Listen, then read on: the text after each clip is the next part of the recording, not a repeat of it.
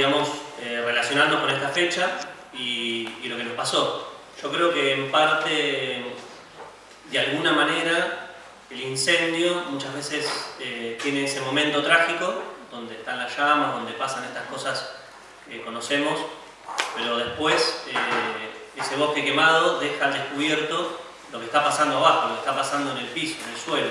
Aparecen casas, en lugares donde nosotros creíamos que no habían casas, aparecen instalaciones, aparece precariedad, aparecen falta de acceso a distintos lugares. Tenemos que a veces voltear un alambre para poder acceder a un lugar, cuando en realidad podríamos haber previsto una calle.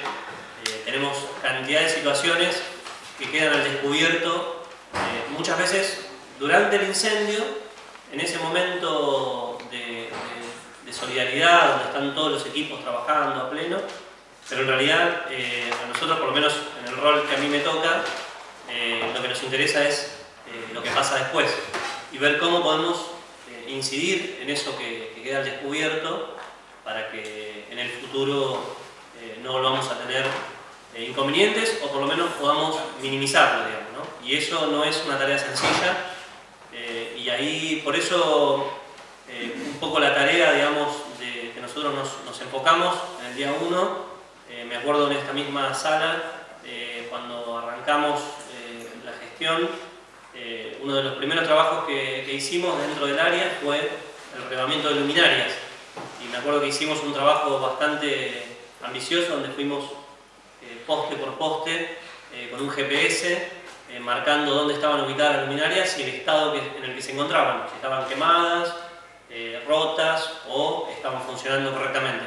Eso fue uno de los primeros trabajos, y ahí fue como que se prendió digamos una forma de trabajo que tenía que ver con, bueno, cuando relevamos, cuando miramos el territorio.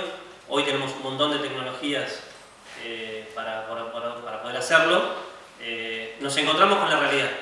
Nos encontramos con que de 300 luminarias andan 140, nos encontramos con que de 64 kilómetros de calles tenemos solamente pavimentado 1,5 kilómetros, además de los 16 kilómetros de la ruta. O sea, nos empezamos a encontrar con todas esas informaciones.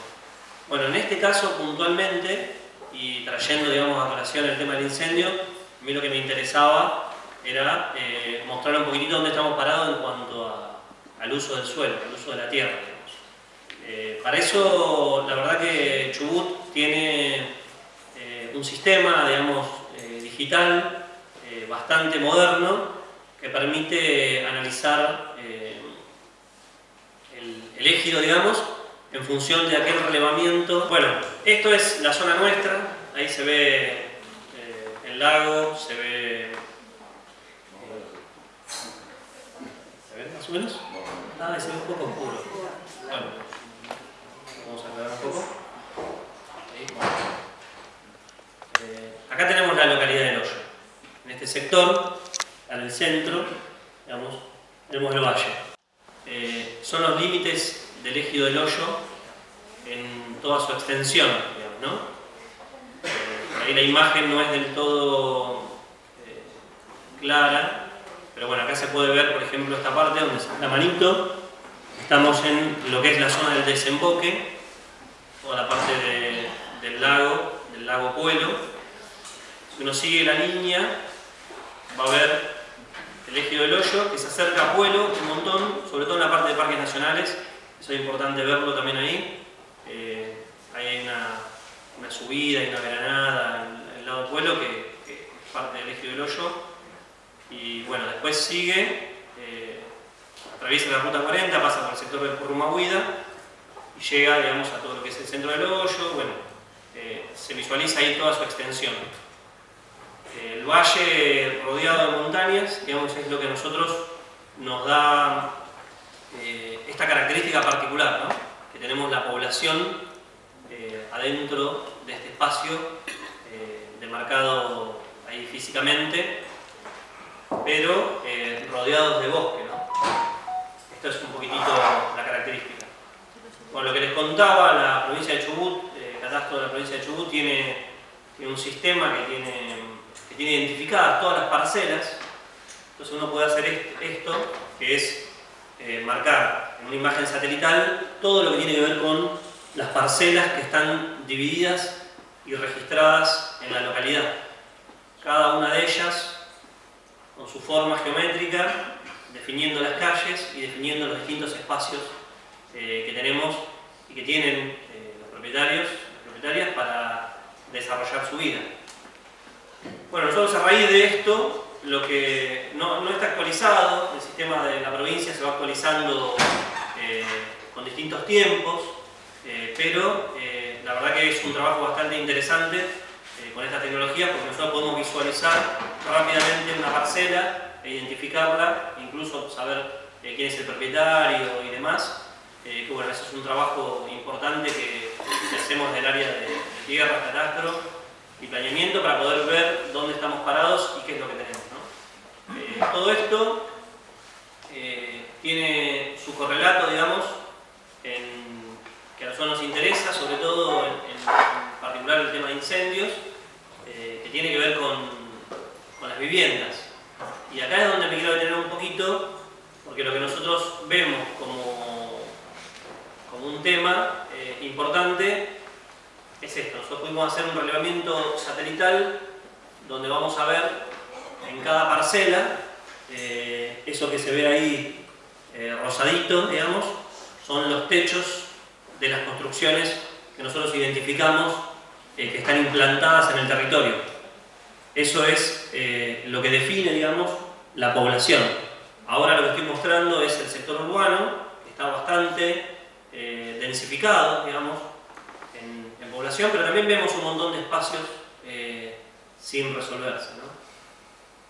Ahí me quiero detener un cachito, también con algo importante.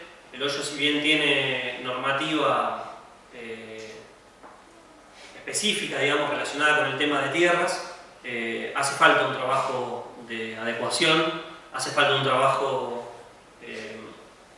que tiene que ver con digerir, digamos, todas esas ordenanzas sueltas, hacer un digesto de esas ordenanzas sueltas y poder construir un plan de ordenamiento territorial y un plan, digamos, específico que pueda regular las necesidades actuales y futuras de lo que queremos hacer con el uso del suelo. La ordenanza 51 del 2001, que es una de las ordenanzas más importantes, plantea que en un artículo no se dará aprobación, dice, a nuevos loteos destinados a urbanizaciones dentro del radio urbano, mientras no se haya registrado en el municipio la venta del 70% de las ventas, digamos, realizadas sobre esos loteos ya existentes. O sea, hasta que no se utilice el 70% de lo que ya está, no se deberían aprobar nuevas urbanizaciones. Bueno, esto es teoría pura, porque después en la práctica no sucede. Y por eso vemos que si bien tenemos la parte central del pueblo bastante densificada, aún quedan un montón de zonas y sin embargo seguimos avanzando sobre otros sectores. Por acá, por ejemplo, esto es uno de los barrios Valle del Pirque, que convive, digamos, ¿no? Zonas con espacios en blanco y zonas con densidad de casitas, jardín de infante, calles, la mayoría sin asfalto, calles que muchas veces, por ejemplo, este barrio, Valle del Pirque, tiene dos accesos principales a la ruta. Uno, que lo abrimos hace poquito, es un acceso que tiene unos 5 o 6 metros, que logramos llegar a 9 con la construcción existente, y otro que tiene 12 metros, y que toda la población de este sector, que fue amenazado por el incendio, porque convive con el mallín turbero, convive con un sector importante de la localidad, fue amenazado por el fuego este año, y muchas veces notamos que estamos demasiado cerca de estos sectores donde hay un montón de masa boscosa y tenemos un montón de población con mala accesibilidad como los caminos. Bueno, esto es un poco el centro. Bueno, ayer el día lunes, martes, si no recuerdo bien, fuimos a un sector, por ejemplo, Rincón de Lobos. Rincón de Lobos es este sector que uno ve y cuenta con los dedos 4, 5, 6, 10 parcelas, todas grandes, chacras grandes, pero cuando uno hace zoom sobre estos sectores, se empieza a encontrar cantidad de casas, las cuales tienen familias viviendo ahí, tienen dividida la tierra de manera precaria, con alambres solamente que definen sectores, pero que no están catastralmente identificados como tales, con los servicios cruzando cables a través de alambres o pasándose de una casa a la otra, incluida la parte de agua y electricidad sobre todo. Así que bueno, esa es una de las problemáticas más grandes que tenemos, y yo creo que ahí tenemos que trabajar, por lo menos desde el punto de vista nuestro, varios conceptos. Uno que tiene que ver con bueno, la necesidad evidente de acceso a la tierra, y el otro que tiene que ver con cómo se divide la tierra y hasta dónde llegamos nosotros en esa división, si queremos mantener determinadas características. En lo que fue el plan territorial que se dijo, que se hizo en esta gestión, se definió claramente que el pueblo quiere mantener una parte rural, quiere mantener las características que tiene, digamos, hace muchos años, pero por otro lado vemos estas cosas que nos complican, digamos, ¿no? Que complican a la hora de los incendios, pero que también complican a la hora de resolver los problemas de servicios, resolver los problemas de accesibilidad, resolver los problemas de acceso a la tierra. Y en algún sentido hay como una idea dando vueltas muy fuerte de que la parte de loteo, la presión inmobiliaria, es algo que define la división de la tierra. Y eso es así en un punto, pero esa es como la parte, digamos, más ordenada, más regulada en algún sentido, porque tiene que pasar por distintos estamentos para lograr llegar al resultado.